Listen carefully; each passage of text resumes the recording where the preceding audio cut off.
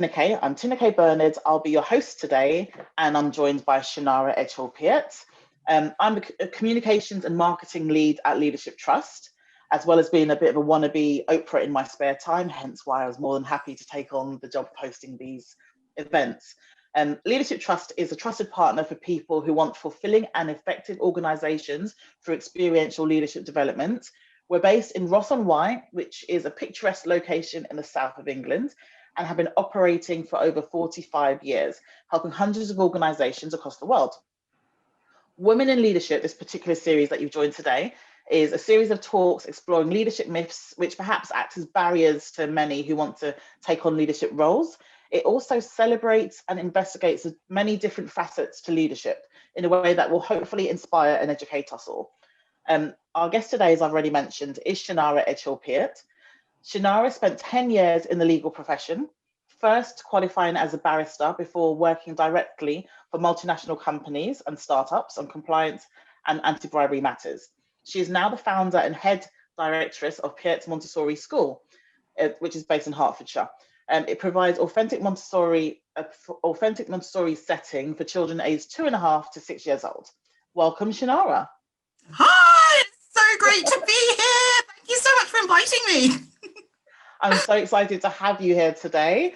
It's like where to start. There is so much to go on that we decided we needed to have you by yourself, which I hope is not too intimidating. We just wanted to throw those questions at you. I think what I'm going to start with first is let's delve way back when. We know for many people that the career that they thought they would enter isn't the one that they end up in. Mm-hmm. So what career aspirations did a teenage Chenaara have? I was going to be a politician, 100%. Nothing else I wanted to do with my life other than go into politics. I should warn you, that hasn't changed. Politics is still on the cards, so watch this space. I really love people, and I love talking, and I love talking in front of people, and I love engagement. I can't think of anything better than engaging with people. So politics was ultimately the thing that I wanted to do. Now, law, funnily enough, crept in because when I was going through my university application process, I visited SOAS, which is School of Oriental and African Studies. And I went to one of their politics lectures, and I found myself quite bored. I'm sat there thinking, this is not that fun. And outside the lecture hall was a little table for the law department. Now, I kid you not, the law department at the time didn't have a lot of recognition. And it literally was a piece of paper with, in highlighter pen, law drawn on the front of it. I kind of went over very tentatively and sort of said, who are you? And I got talking to one of the lecturers and fell in love with the subject. What he was explaining to me was that it was really about communication. It was really the study of information, the study of how to find information and how to manipulate is a strong word, but manipulate information to the way that you want it to work and how to then present it. It's how to capture people, how to capture an audience. And that day I went home and changed what I was going to do. And I ended up going to SOAS and studying law as an undergraduate. Amazing. And all down to a piece of paper with hand scribbled law on it. So were you ever, I know you said obviously politics was your main passion back then. Had you ever considered law in any shape or form, or was it literally down to that poor experience at SOAS? It was that was what switched it. And also for context, I had applied to other universities as well. SOAS was the only place where I changed my request as to what I wanted to do, because it spoke to me in a way that I'd never been spoken to previously. So while the other universities were still on the cards, SOAS went from being my 6th choice to being my first. Yeah, that's absolutely amazing. And someone's commented, got Brooke Hornby saying, what a great explanation from him. And it really is. It's a really apt way of putting it. I've never forgotten him. That's amazing. And that's the sign of a good lecturer or a good teacher, really, isn't it? Yeah. Not forgetting them. So can you explain to us, because obviously you went through university and then you then decided to qualify as a barrister. What does that journey look like? Was it, how much training is involved? What was that journey from university to actually being a qualified barrister? Absolutely. So officially you do 3 years as an undergraduate if you choose to study law at undergraduate level. I then did a year further as a master's degree. So I did my master's at the University of Hong Kong, which meant I moved to Hong Kong for a year and, well, yep, did a master's. Amazing. I was really interested in laws of war, so that was what I specialised in. You then come back to the UK and you choose if you want to be a barrister or a solicitor. And then once you've done that, it's a further study. So you can do it full-time for a year, or you do it part-time for 2 years. So I did my barrister training for 2 years part-time because I was also working full-time at the same time. For anybody who's thinking about doing law, do not do it part-time and work full-time. This is a bad idea. Don't touch it. They say it's doable. It's doable, but you have to have a certain level of over-obsessive determination, I'd like to call it. And whether that's healthy or not, I couldn't tell you, but it was a lot of work. That's the official part of it. Then the unofficial part is you're also doing lots of different work experiences. So you're talking to other barristers and solicitors, you're hanging out with them effectively. You also have to join an Inn of Court, which is a ritual in itself. I'm a Middle Temple member, and you have to sit 12 dinners, which sounds like, you know, what, you just sit and eat 12 times. Oh no, there is an entire protocol that you have to learn, and that is part of your route into qualification. So it's very all-consuming. I definitely found myself in a bubble qualifying as a barrister. A happy bubble, but a bubble. And is that, so the dinners sound really interesting. Is that something you have to do? Does, you know, kind of like having your CPD points, you can't... Yes, you have to do 12 dinners. There are routines to the dinners. You only pass the port in a certain direction. Some of them, bits of it are in Latin. There's a whole bunch. It's very very Harry Potter Hogwarts-esque in a very strange way. Oh, interesting. Really beautiful, but I can see that it is a bit intimidating if you walk in and don't know what the protocols are, but absolutely, they use it as a way to induct you. Amazing. And I think, yeah, and intimidate, at least will intimidate me if I have to do this. And were there any particular hurdles you faced? So you obviously said that you were doing it alongside working, so working full time. Were there any other hurdles you faced that maybe were more pronounced because you're a woman or because you're a Black woman? Absolutely. So, you know, a lot of the nuances are very subtle, but every so often you come up with a very unsubtle nuance. And I'm reminded specifically of one of my lecturers who, when I was getting ready to finish, said, you know, you might want to think very carefully about what you're going to go off and do, because depending on where you practice, you know, you will be required to straighten your hair and get a white boyfriend so that you can fit in. Now, you're sitting there as a 20-something-year-old student, like, what do I say to that? You know, I actually went off and cried and thought, here we go again. You know, this is, I've never had it this obvious, but the nuances are always there. What I will say for that person is I can understand from their perspective, they were trying to do me a favor. So I don't bear any anger towards what they said. It's more the unfortunate nature that these nuances exist, and they permeate pretty much everything you do. And it's interesting because that was coming from a place of love, a place of being helpful, and it's quite, I guess it's quite a shocking thing to be told, I guess, you know. You'll need to have to... Sadly enough, I'll tell you this, I did start wearing a wig for a period. And was that due to, was that after that advice? Yeah, I started wearing a brunette wig to cover my hair. That's an interesting one, yeah. And so then you did that for about 10 years, well, law in general, working within the law profession for 10 years, is that right?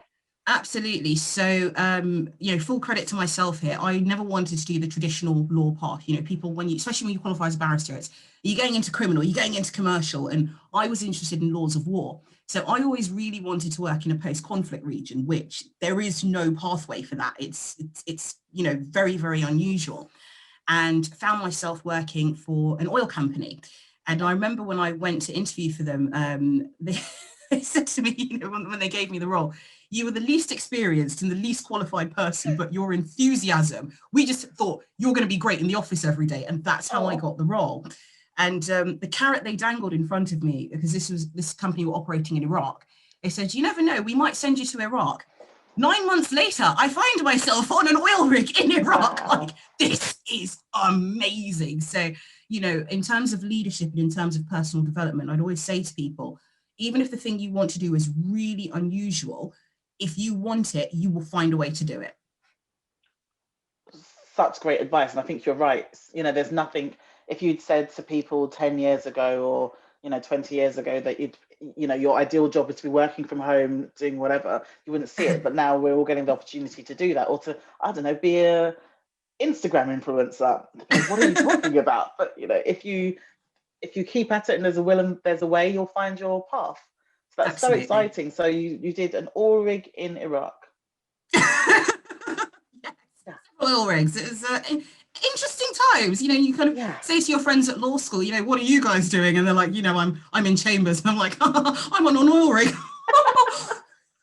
And then from that, why a Montessori school? Why do you decide to go from Iraq and oil rigs and the law to, right, we're going to go into education? Because that's quite a career change. You know, the trajectory is, you know, that to that, you know, it's not very linear.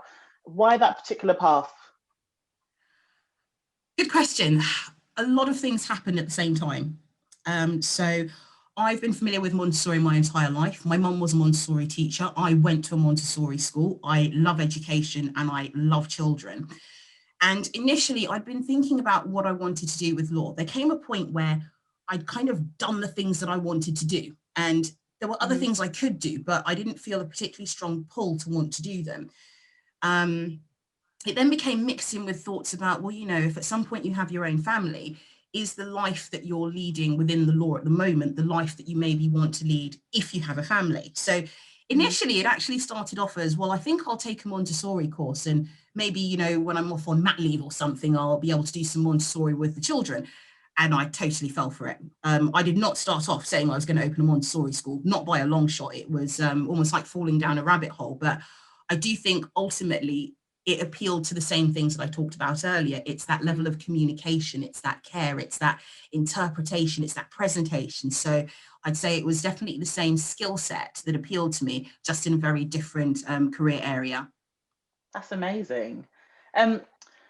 So as I said at the beginning during the introduction, we want to use the Women in Leadership series to kind of help bust those myths, the leadership myths. Is there a particular leadership myth that you've had to come up against, either now being an entrepreneur and a founder and starting a new business, or before when you were working within the law? Absolutely. Oh gosh, please excuse me just a second. Oh goodness me. Thank you. That's a polite little sneeze. Bless you. Leadership myths. Leadership myth number one is that you're supposed to know everything. The best leaders I've seen are very open about the fact that they don't know everything. I'm open with people that work with me all the time. Do you know something? I don't have the answer to that, but let's think about how we put the resources in place to be able to know the answer. Yeah. I'd definitely say the other leadership myth, especially in the startup world, is that you have to look and feel a certain way. And there's a certain language that you have to use. I found, especially in startups, it's very, there's this culture. I'm not going to blame Silicon Valley, but I blame Silicon Valley. It's very almost like this success at all costs, and success can sometimes turn into aggression because that's the only thing we're thinking about.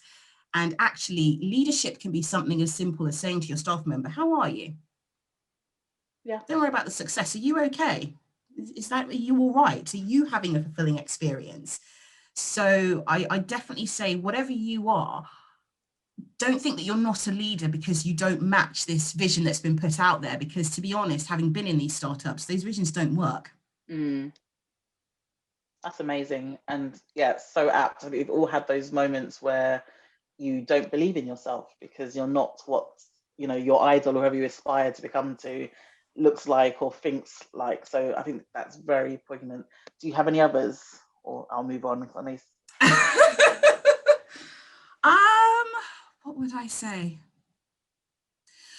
I'd say being yourself is really important. Reason being, again, this comes back to this idea of everybody's got to look and feel a certain way. There are people out there who are looking for you, but don't know they're looking for you because they don't know you're there. And the second they find you and they resonate with you, they just want to be part of whatever you're doing in whatever way you're doing it. So I'd always recommend to people, whoever you are, just be yourself. Amazing. Thank you.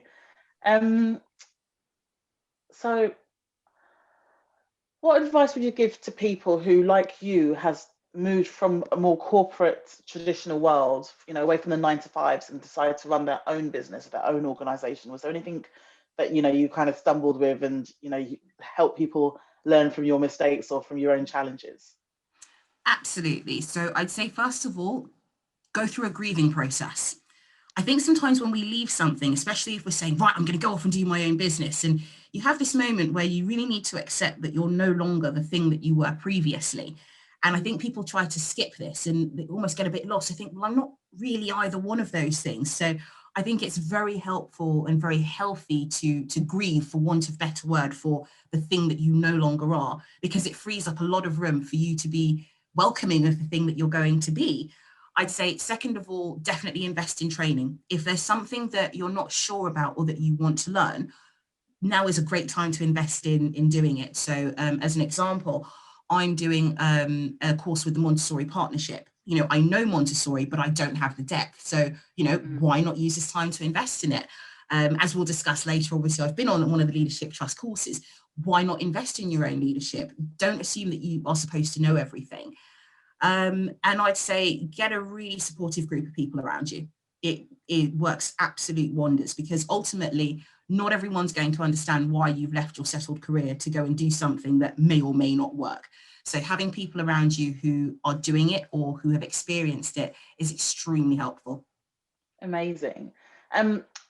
Obviously you said you kind of fell down a rabbit hole. It wasn't something you'd originally planned to do when you were doing the Montessori training. How long did you give yourself between you kind of going, oh, there's something to this, I think I'd be really good at running a school, and actually making that leap and going for it? Is it, you know, and would you recommend people follow your lead and take as long or as little time as you did? So, true story. When I stopped working in law and decided I was even going to enroll on the course, it took me a week to enroll. And that was a week of every single day going to the page where you click submit, which was your application, and hovering the mouse over and saying, oh, I don't know, maybe not, maybe not. It took me 5 days to click submit. And again, it's that grieving process. It's that letting go. In terms of going from starting a Montessori training to deciding I was going to run a Montessori, realistically, it happened in 2 months. The blocker was me. It took me 8 months to actually say, I'm going to go and do it. And that's because I didn't believe in myself. I didn't think it was going to happen. I didn't think I was capable. And so if I could go back to myself at that point, I would say, Chenaara, do it. You're going to be fine. And I think that speaks to a lot of us, because we worry, you know, what if I fail? What if I don't know what I'm doing? You know, what am I going to tell everybody? Yeah. And we are our own worst enemies. And did you tell anyone at that 2 month period? Or was it kind of thing you knew, but you wouldn't out loud yet? I wrote it down on a piece of paper, and 2 very close individuals saw that piece of paper, but I didn't tell anybody. No. Wow. And I regret it. 8 months of, yeah. Yeah. That probably could sped up 8 months of thinking about whether or not you should do it if you'd voiced it out loud to other people. That's so interesting. Yeah. So you kind of spoke a little bit about resources and the fact that, you know, you're saying do some training, and, you know, you've obviously used a Montessori, you're doing a course now. Are there any particular resources that have made the journey easier for you, whether it's Montessori based or just in general in terms of, you know, changing career or going into business for yourself? Is there anything you've relied on to kind of make that journey a bit easier? So I'd say, in particular, if you're doing any kind of training, and I've had this experience with the Montessori partnership, whoever your training provider is, tell them what it is you're doing. Tell them that you're moving from whatever to whatever it is. So in my case, I told them I was moving from law. And they were actually really helpful, because they have had people. So what you've got to remember with your journey is you're not the first person who's done it. And especially with the training providers, they'll have experienced people making the same jump as you, and they'll be able to advise you on how to avoid pitfalls. So as an example for myself, the lawyer in me overreads everything and I overanalyze everything. And I remember my tutor on the Montessori course saying to me, we've had a lawyer before, she did exactly the same thing. Here's what I want you to do. When the essay says 300 words, I want you to stop writing. And I was sitting there, no, but I could write pages and pages. And they're like, that's not what we're looking for. So whoever you're relying on for training, tell them what your journey is, because ultimately they want to support you. In terms of finding other resources, I do think that there are plenty of local resources. So whether it's, you know, your local meetup group, your local entrepreneurs group, it's also, I think, really good. Your competitors are a resource too. So feel free to reach out to them, tell them what you're doing. My competitors help me so much. It's weird because they're not really competitors anymore. We're friends now, and it's great stuff. But I think your ultimate resource is going to be you. And the best way to use that resource is to tell the entire world what you're doing, because help will find you. That's amazing. And it's that thing, it's that fear factor, isn't it, of maybe saying it out loud and it not happening, but you learn from that. And it's probably even worse if they could probably have helped you and you failed because you never put it out there to the world what it was you're doing. So Absolutely. And I think when you're true to yourself and you're clear on what it is you're doing, it resonates off you in a way that you can't even see. As an example, I was coming home on a train one evening, totally at random, and this gentleman sat opposite me. We got into a conversation, complete stranger. And he said to me, yeah, what do you do? And I said, oh, we'll have a guess. And I don't know why, but he said, just out of interest, are you doing something to do with Montessori? And I thought, okay, how on earth did you get that? And he looks at me dead in my eye and says, I know a Montessori teacher who lives in your town, and phones her on the train. Wow. You couldn't make this up. And, you know, I think back to it, I think, you know, was it resonating that strongly that this stranger chose to sit by me? And the three of us are all now really good friends, and the teacher is fantastic. She's been one of my biggest supporters. So I can't stress it enough. When you allow yourself to be yourself and allow that thing to take over your life, it's unbelievably powerful. Yeah, that's amazing. And Brooke just said it's courage in being vulnerable and asking for help. Absolutely, yes. And ask for help. People want to help, definitely. Yeah, definitely loads of people out there who love helping. So you mentioned as well at the beginning that you have been on one of our leadership in management courses. So that was a 5-day residential at the Leadership Trust last year. Tell us about it. Was there anything you learned there, or did that help with your journey in any way?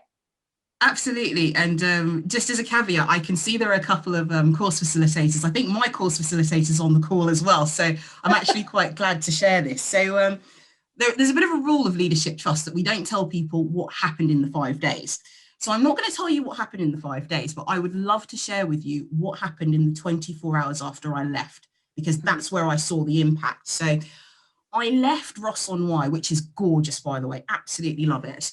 Sort of 10 o'clock in the morning. I didn't get home till midnight. Wow. I was so tired on the drive home that I ended up stopping in Oxford. And I slept in Oxford. My grandfather, you know, he looked at me and said, what's happened to you? You look like you've been through the... I'm so tired. Can I sleep? And so got back to my house at midnight, walked into my house, and this feeling just came over me of, I can see everything that's wrong. And it suddenly didn't feel like my home. So I walked into my living room, and prior to Leadership Trust, there's this lovely sofa in my living room. And in front of the sofa is a beautiful 4K resolution television. What's the first thing you're going to want to do when you walk into the room? You're going to want to sit down and watch TV. And I looked at it and said, Chenaara, if you're running a business, why is your home set up so you come in and watch TV? Walked into my spare room, which had a bed in it and a wardrobe. Now, no one ever stays at my house. And I'm sitting there thinking, so why are your Montessori books on the floor and you're working off the kitchen table when you've got a whole room that you don't use? What are you doing? The next day, everything changed in my home because I could feel it. This environment is not set up to support what you're doing. But the problem really was me, because I hadn't accepted this is what I was doing. And that's when it all changed, because once you see it, you can't unsee it. And that's when I really started to feel confident about being proud and saying, no, this is what I'm doing. You know, it's fine. Another thing, come in, why are all my law books in beautiful, neat folders and neatly put together? My Montessori stuff's on the floor. What are you doing? It all went in the bin, by the way. You know, I was like, that's it. It's got to go. And it had that level of impact that everything changed. But I don't think it was impossible to change previously. I think what the Leadership Trust did for a week was ask me, what is the best for you? What is success for you? What is leadership for you? Here's a safe space to test it out. And just out of interest, if you're capable of doing it, why aren't you doing it? And that's a really hard question, because you've got to look yourself in the mirror and say, Yeah, the blocker here might be me. No one likes to hear that, do they? Yeah. You know, it's much easier to pass blame on, you know, Yes. the environment, you know, the system we live in, the people around us. It's their faults, but sometimes we are our own worst enemies. Yes, 100%. Amazing. And I've seen a couple of comments in the chat. One of them is from Neil Summerton, and I'm Hi, guessing Neil. Neil was one of your facilitators. Yes. So it says that your laugh lights up the room and takes him straight back to the LM, so the Leadership and Management course that you did, which is awesome. Oh, thank you. What a lovely laugh. And Rhiannon Rainbow said that she was privileged recently to be in line managed by another woman for the first time. And one of the first things she told her was that she wanted for Rhiannon to be genuine in her work together. And it was so empowering and has really helped her to accept who she is and be more confident in being genuine with herself and in the work that she does. And she's so much happier for it too. So it really does go on to what you were saying about just, you know, being transparent and, you know, playing to your own strengths and being genuine and just, you know, being comfortable in who you are as a person. And that's a great Absolutely. leadership style. Did you learn anything about yourself that you weren't expecting on the LM? That's a really good question. Maybe it's not that I wasn't expecting it, but maybe I hadn't had it shown to me in such an obvious way, is that I need to ask for help. Yeah. Yeah, that really, it, oh goodness, I'm almost shedding a tear thinking about the moment when I realized it. And it's that thing, you have a series of revelations, and like I say, once you know it, you can't unknow it. But yeah, asking for help and just understanding what that meant for me personally shook me. It really, really shook me, and it's changed the way that I do things, definitely. Wow. Thank you. Are there any questions from any of the people listening? Because we do have some time left, and it would be wonderful to hear either it's your own experiences or any questions you'd like to pose to Chenaara or to myself, though probably more to Chenaara than myself. Then do let us know. Otherwise, I will continue to chat for a few minutes and give you a chance to ask any questions you do have. Just pop it straight into the chat box. Or I think you've got a Q&A box as well that you can pop it into. So either one is fine with us, but do feel free, while we have Chenaara here, if you have any questions about the law, about moving careers, about training, more about her experience on the leadership and management, or about her school, then do ask away. So Chenaara, while I have you, I'll ask you some more questions though. Sure.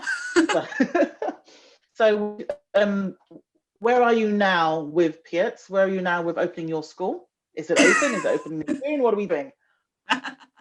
The doors are opening in a month. I'm not panicking. Everything's fine. Yes, so we've hired staff, and yeah, the doors are opening in a month's time. I have a waiting list of families who are ready to attend.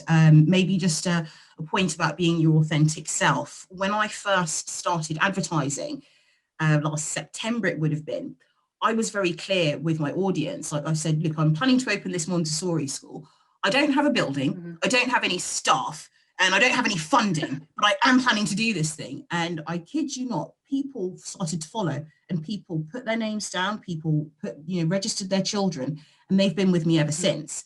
And I think what they've really appreciated has been the honesty and the level of transparency, and also following that journey. But as part of that journey, it's been about being myself and just being, someone who'll pop up on a Friday and sort of say, oh, how is everybody? I went to look at a building today. It was a disaster, but we'll go again on Monday. And it's definitely added an excitement and a buzz to it. So I am really excited. That's so cool.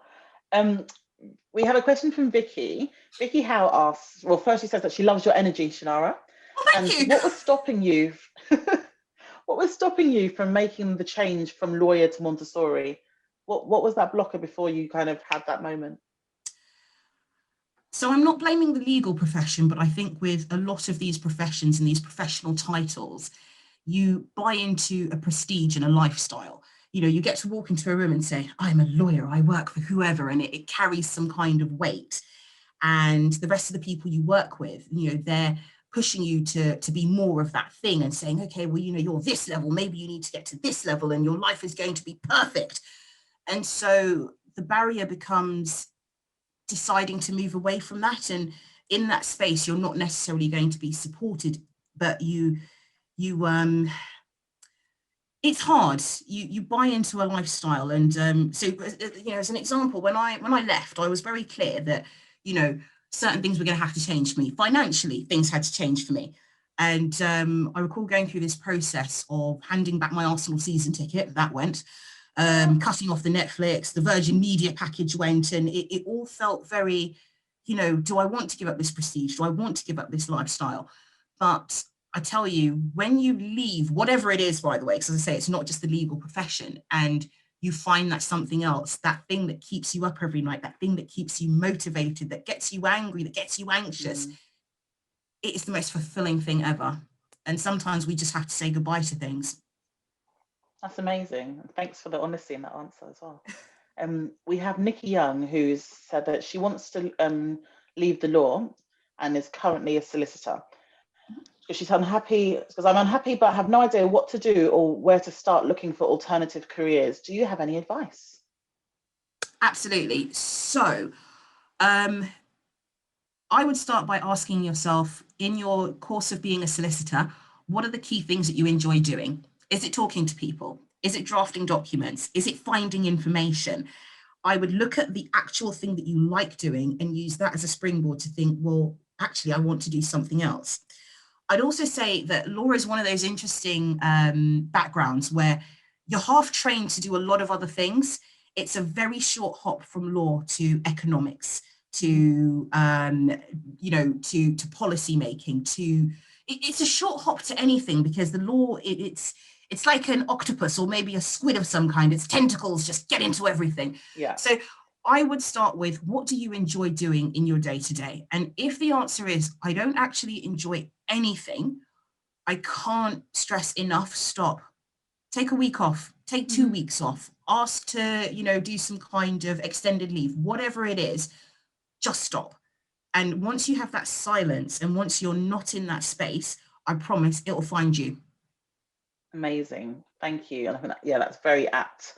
You should like something about your job enough to make it transferable to something else. I would throw in a really good website that I found useful. I kind of laughed. I'm a bit of a career girl, that I like to test my hand at loads of things. But there's a website called escapethecity.org. And I found that's very useful in that the original premise, and when it first opened, was to help people make those career jumps, you know, to change career paths. And it has grown into its own beast in its own right. But it's very good at finding places that accept and understand transferable skills. So if they're advertising on there, it's very likely that they don't mind if they, I don't know, they might be looking for an account manager and you come in as a solicitor, and they won't be, oh, well, you've never done account management before. It's very much a case of them saying, well, let's look at those transferable skills that you've learnt from this area and see how we can use it in this other one. And they also do courses on both making the career change, and also if you decide that your career change is to start up your own business, there's courses on there to help you start your own business. You can do you know, quite intensive hubs. So yeah, escapethecity.org is a good one. Also, obviously, coming to Leadership Trust and doing LM and spending 5 days really focusing on yourself and on what leadership looks like to you is also another option, obviously. But yeah, that's really good. And Neil said there's always coaching too. And yes, I think that is so important to, you know, have that kind of time carved out to really discuss what it is that's important to you, and have someone who is trained and, you know, qualified to coach you and help you through that journey is very, very, yeah, it's brilliant. I think as well, when we go into professions, and maybe things are starting to shift now, we go into a profession and we get told that we have a set of skills and the set of skills are only ever going to fit this thing. Now, I'm saying this as somebody who's never run a school before. My background in law means actually there are a lot of things I can do, and it's not just about understanding the law, it's understanding how to talk to people. It's understanding how to read a set of rules and understand, okay, that rule wants me to do this. It's understanding how to find people. Lawyers are fantastic networkers, and it's knowing, okay, well, where do I look and how do I approach them? So I think whatever profession you have, and you know, I can only reiterate it, start with, what do I enjoy about this thing? What's the actual core thing that I like doing day to day? And I would also advocate anything that allows you a space to really ask yourself who you are. It'll free up the rest of your life. Yeah, that's awesome. Thank you so much, Chenaara. There was so much that I can take away from that personally, let alone having the pleasure of hosting you today. If there are any questions for you, or so you can see behind Chenaara, you can see her Instagram link. So do feel free to follow Chenaara and follow the rest of her journey. Congratulations in advance for your opening in a month. It's amazing. What a, I mean, what a can year. I add something? Yes, of course you can. I would just really like to say to anybody who is going to go on any kind of journey about asking who they are or any kind of self-discovery, be vulnerable. You will get so much out of it. And I will say this, probably the thing I found the hardest at the Leadership Trust was having to walk into a room full of strangers on day one and be vulnerable. But there is no other way to do it. And, I'm grateful for there being a safe space to have that vulnerability and for it to be okay. But honestly, it's a temporary pain that is painful, but it will just give you so much. And I can't encourage people enough, whatever that pathway looks like for you of looking at yourself, do it. 100% do it. And don't be afraid to do it. Sage advice. Thank you. And thank you for everyone who joined us today, who have asked questions, who have been here and listened. If you weren't able to join from the beginning, this has been recorded, so you can, of course, listen at a later date. Brooke has just asked, are you having an opening event? And yes, I would like to know, either in person or virtual, is there going to be any events for the opening of Peart's? Absolutely. So it's all virtual because, of course, we have a number of restrictions on at this time. So I am doing virtual open events. Everything gets advertised on the website and Instagram, but actually in summer, depending, of course, what restrictions look like, I would love to have an in-person get together and really just have some space for the people that have, been behind the scenes with me and, been with me at 4 o'clock in the morning when it's been a total disaster. I'm like, what am I doing with myself? I would love to do that. So absolutely, there will be opportunities to get inside that. And I'm very proud of it. And I kind of want to show it off. I'm a bit annoyed that I can't have people because I'd love to just be like, come and see what we've done. But, that'll come. But thank you for asking. Oh, Vicky's just said that. Thank you, Chenaara. Really inspiring listening to you. Your open honesty is really inspiring. Your comment about grieving was very insightful for me, having changed career herself. Good luck with the Montessori, and would love to hear how it goes. And yeah, good luck. Yep. Can I just add something to that, just for Vicky specifically? Yeah. When I stopped law and that 5 days where I couldn't quite submit if I was going to do this Montessori course, I spent maybe 6 weeks on my sofa eating cereal and just utterly in this hole of, what am I going to do? What have I done? Why have I done this? This is a disaster. Yeah. And I look back on it now and I can see I was grieving. So whatever it is, it will be extremely wholesome. And again, I just can't encourage you enough. It's going to hurt temporarily, but it is such a beautiful thing to emerge at the other side of. Maybe don't eat as much cereal as I did because that was ridiculous, but can't encourage it enough. So really good luck. Thank you. Joyce, to hear the passion and energy you've and wish you every success. That's from Neil. Thank you. We will end it there. As I said, it has been recorded, so you can listen to it and replay it later on and share it with anyone who you think this might be useful to. It's been a pleasure to speak to you, Chenaara, and we all wish you all the best of luck. And thank you, everyone who has actually attended and listened along with us and listened to your journey. Great. Thank you so much for everyone who's attended and for sharing your afternoon with me. It's really appreciated, and just the best of luck. And I just go for it, 100%. Bye, everyone. Bye-bye.